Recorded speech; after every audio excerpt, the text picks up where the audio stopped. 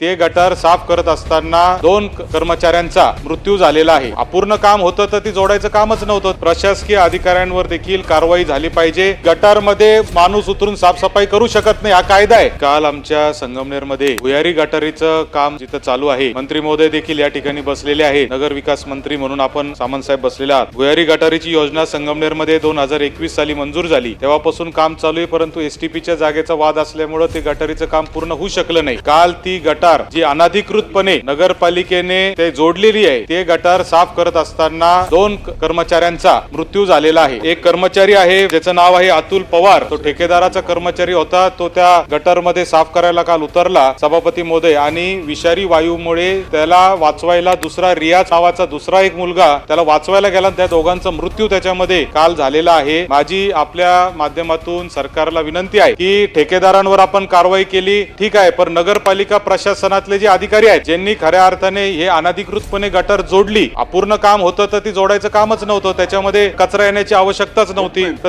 ते करणाऱ्या प्रशासकीय अधिकाऱ्यांवर देखील कारवाई झाली पाहिजे। आणि हे जे मृत जो कर्मचारी आणि त्याला वाचवायला जाणारा रियाज नावाचा युवक आहे, त्या दोघांनाही नगरपालिकेने 50-50 लाख रुपयाची नुकसान भरपाई नगरपालिका देऊ शकत नसेल तर मुख्यमंत्री सहायता निधीमधून सरकारने द्यावं, मात्र तो निधी त्यांना दिला पाहिजे। कारण या सभागृहात सभापती महोदय चर्चा परवाच झाली की गटारमध्ये माणूस उतरून साफसफाई करू शकत नाही, हा कायदा आहे। या कायद्यामध्ये सरकारने याच्यावर निवेदन करावे।